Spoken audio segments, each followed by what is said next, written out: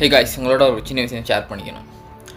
சச்சின் படம் 20 வருஷத்துக்கு முன்னாடி வந்த படம் இன்றைக்கும் ஏதோ புது படம் ரிலீஸ் ஆன மாதிரி மக்கள் ரசிகர்கள் எல்லாம் கொண்டாடுறாங்க.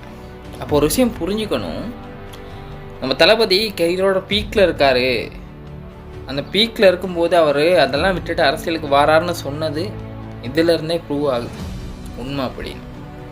என்னன்னைக்கு புது படங்களுக்கு வர்ற ஒரு புது படம் வந்தால் எப்படி தேட்டருக்கு போயிட்டு ஆரவாரமாக கொண்டாடுவாங்களோ அந்த மாதிரி 20 வருஷத்துக்கு முன்னாடி வந்த படத்தை இப்போ கொண்டாடுறாங்கன்னா அவர் இன்னும் 20 வருஷம் நடித்தார்னா அந்த படத்தை எவ்வளோ தூரம் கொண்டாடுவாங்களா இருக்கும்.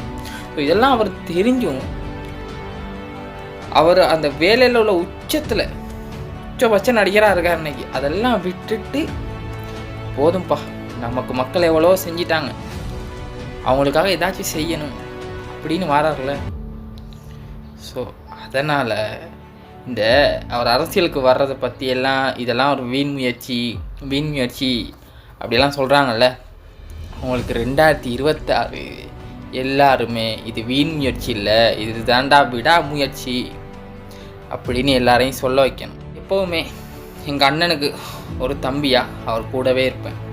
நான் மட்டும் இல்லை, உலகம் எங்கும் கோடிக்கணக்கான அண்ணன், தம்பி, தங்கச்சி, அக்கா இப்படின்னு அவரை நடிகராக பார்க்காம தான் வீட்டில் ஒருத்தராக பார்க்குற நிறைய ரசிகர்கள் இன்னும் இருக்கிறாங்க. ஸோ அவங்க இருக்க வரைக்கும் எங்கள் அண்ணனை யாராலையும் அசைச்சு பார்க்கவே முடியாது. 2026 கோட்டைக்கு போவார், வைப்போம். அடுத்த சிஎம் அவர் தான்.